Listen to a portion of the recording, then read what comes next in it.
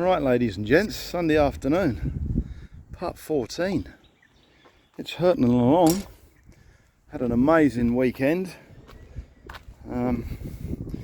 Buddy come up yesterday morning, my welder mate, and we finally got the big fridge box on. So, most of the trailer was planned around this. He welded a couple of bars underneath onto the A-frame of the trailer, and then I put the fridge slide all the way through in the box. These blue buttons are your connectors. Beautiful King's Titan 100 kilo fridge slide. So as you can see, I've got some Tech screws in all the holes. They run all the way through the box and into them 40mm square tubes on the bottom. And there's my slide. That's where my fridge will sit. They lock them blue things. And then 8 o'clock this morning I had a phone call from my other mate who's an electrician, auto electrician. And he started with the power works. So that's the socket where the fridge will plug into when it's sitting on here. We had to work it out exactly how to put it because the cable has to come in and go in and out with the your fridge when it slides in and out without getting all jammed up. A welder mate did tell me not to connect my box to the two together in case I get some flex in that long 2-meter drawbar I spoke about before. But that's why I had the drawbar made, so the extended drawbar, so we could put that big fridge box on the front. And now when you look at it, my wheels, my centre of gravity of wheels is like the American teardrops. It's 2/3 of the way along. They're a long way back. The wheels are towards the back of the trailer, and a lot of the weight will be forward of the axle, on the axle or forward, not out the back, so I shouldn't have any dramas towing. I took it out for a run the other day. I didn't even realise I'd got it on. So I've got 2 doors to make, and the bully liner second coat to go on here. That's just a base coat. That side has been done, and the base, of course, I did all that, pre-did all that. Now, what else I did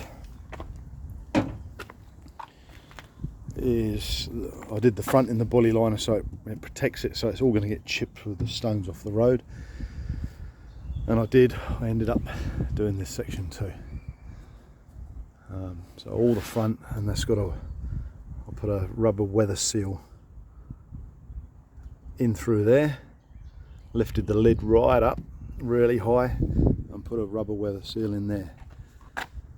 And then I started putting my trims on the corners and all the way up and over there, and I'm quite happy with them.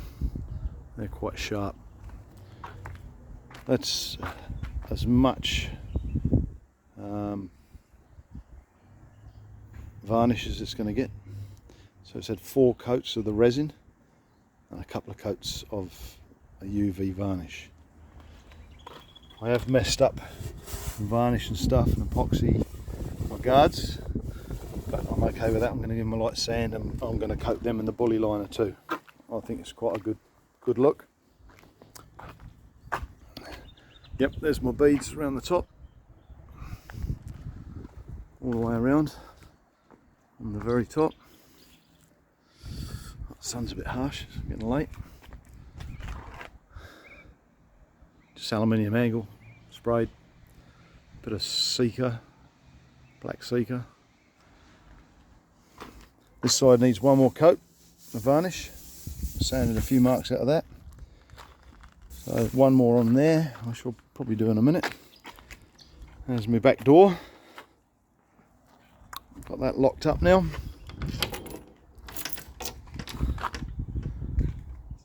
And of course, I haven't got any locks on that yet. And away she goes.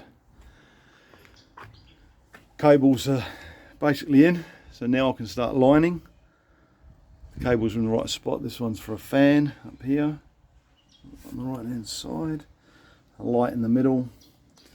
I'm going to run one in through the side there for a light over the kitchen outside. The battery and everything is going to sit in there. They've all got cables and all run up from the underneath and whatever. Going to bring this one along the front and have a little display panel here on a couple of sockets for cigarette lighter sockets and USBs, and a little gauge on there. You can get them from King's, a little bank of 4 I'm going to cut into there. He'll wire that in.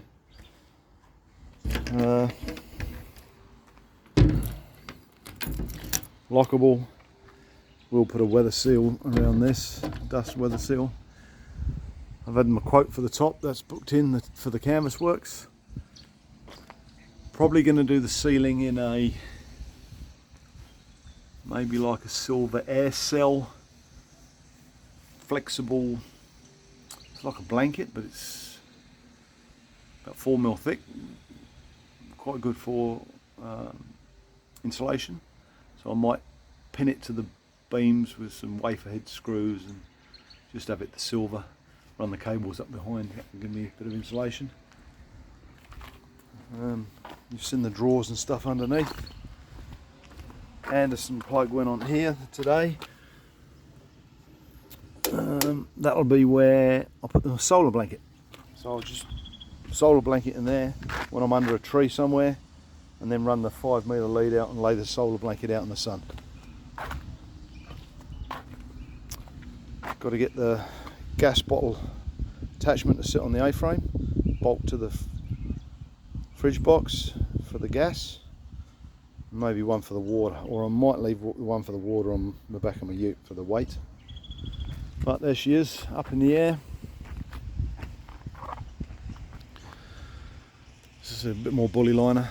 That's not cheap, but I had a quote of, it was nearly 1,400 bucks to make a fridge box in lightweight checker plate. Way too expensive.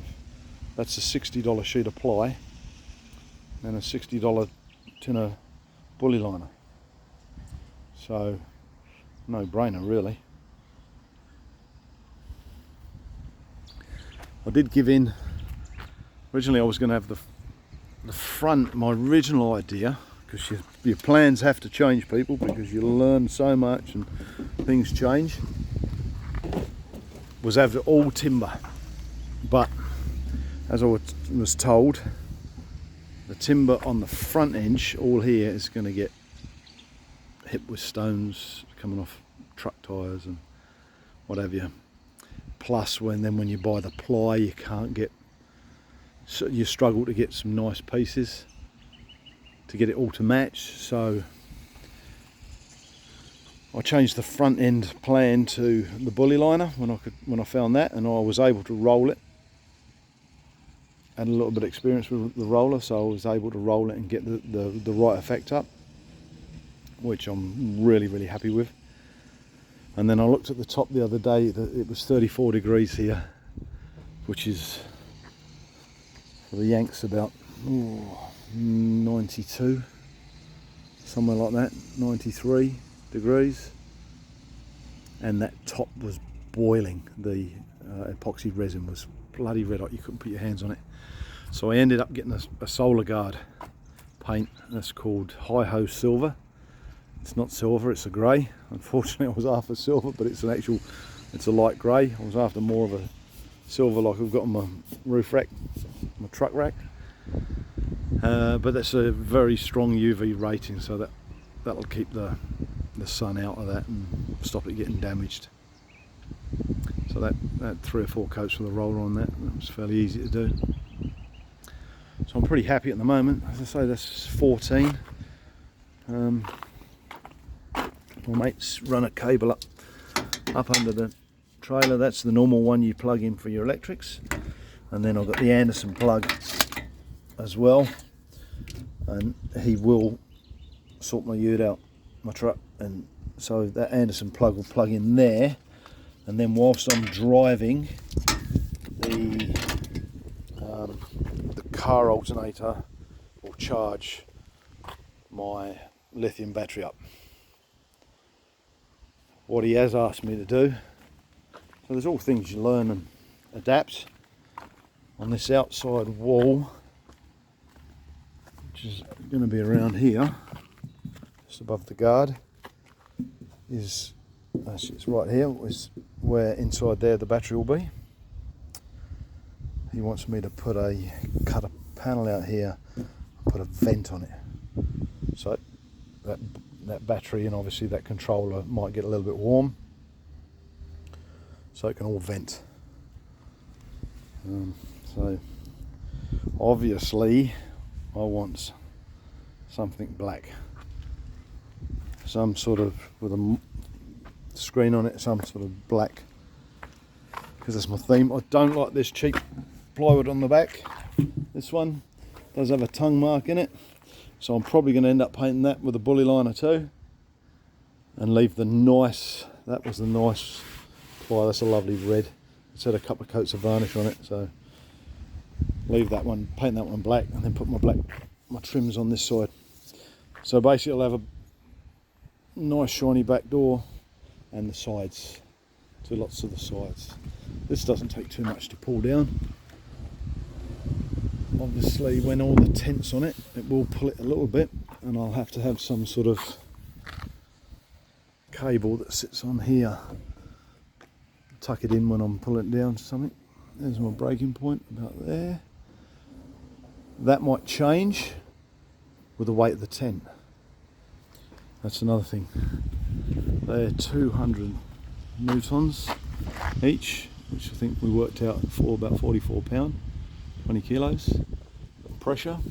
Whether that's enough to hold the canvas, because the canvas will pull it apparently. That goes in on the 6th of December for that. Goes away for 3 or 4 days. He wants it in his workshop. So there's my look. Just need to do that, the box, paint that up, and we're getting close. Start with electrics. That's my old Falcon Ute, 4 litre, the Barra engine. It's there's only one problem. It's on gas, and I'm going to struggle to get LPG gas in remote areas of West Australia. So stick to the roads, stick to the main roads. It's not an off-road trailer, it's not a 4-wheel drive trailer. I've watched them on the beaches, and that's for the young kids. They can have all that. I couldn't, honestly. I don't like digging holes in sand if I'm getting paid. I certainly don't want to do it if I'm on holiday, digging 4-wheel drive, digging cars out of sand on sand dunes on the beaches. So for me and my missus, it's going to be national parks and caravan parks for us. I'm hurtling towards 60. I don't want to be spend my morning digging a truck off a sand dune, off the beach, stuck on the beach. Not my cup of tea at all, I'm afraid. So anyway, part 14, massive weekend of progress. Got my beads on, I've got them out the way because I just put them on now. I want to put it back in the garage tonight. Doors on the back. What else is happening? Yes, got to put a door on here and a plate for the kitchen. Did notice. Oh yeah, I'm going to put a cable out here and put a light somewhere here, so it's over the kitchen at night. Still not finished this by a long way. Got the leg to do. I spoke about that before. Did get the handle on my little drawer, and I've noticed this thin 6mm bit of ply has warped itself. There's no way of me fixing it at the front. I've got nothing to fix to. But I need to do that in some checker plate and up there, because the wok burner will sit there. All the pieces, you know, your skillet and your kettle and stuff will sit in here. Cutlery. But definitely need a leg. Adjustable leg. Light over the top. And yes, I've still got to get my 3 bars that run up here with a dog leg out that my awning will sit on. So this is about 1800 off the ground, 6 foot all the way from top to bottom. So my awning will sit up here and run out, and that will be the kitchen. So we have a table and chairs here. The table and chairs will live in the box I've got underneath, and then all you'll do is pull the wok burner will sit on here when we travel. That sits on there, and then it comes out the back, the feed and then run a 2-meter cable to the bottle. Turn your gas on, and it's up to Nan if she wants to be this side and cook from this side, fridge, whatever, or cook from the other side under the what. Now then, I just lost my train of thought then, because I did put a weather seal in this roof today. Let me push that up. I've got a rubber weather seal. I put that in there early this morning. This big D rubber with the bar on it, and bought from the hardware store. It's all in there, so that'll stop any water penetrating in there. Now, made in China, of course. And as soon as I tore the strip along the bottom, so it's sticky back, it just tore all the glue with it. Bloody hopeless quality, you know. You just get it from the shop. I'll pull this. Here we go. This is it. Tore that off this morning. You pull that off and it ends up pulled all the bloody sticky with it. So 2-sided tape or whatever they've used, not very good quality, but that's how the rubber bar sits. So what I did with my black Sikaflex, where have I got that?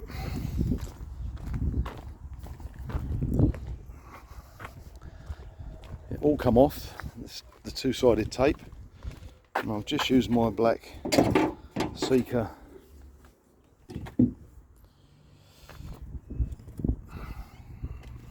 pressure off of that a bit.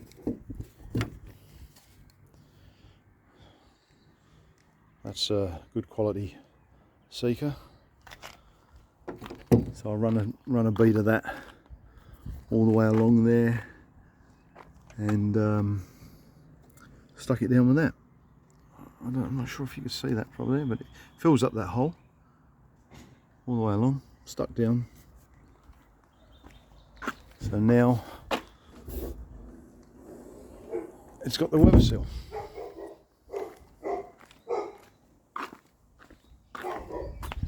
There we are. Pretty happy so far. Big weekend that was. Video 14 done. Fridge slide. All good. Ta-ra for now.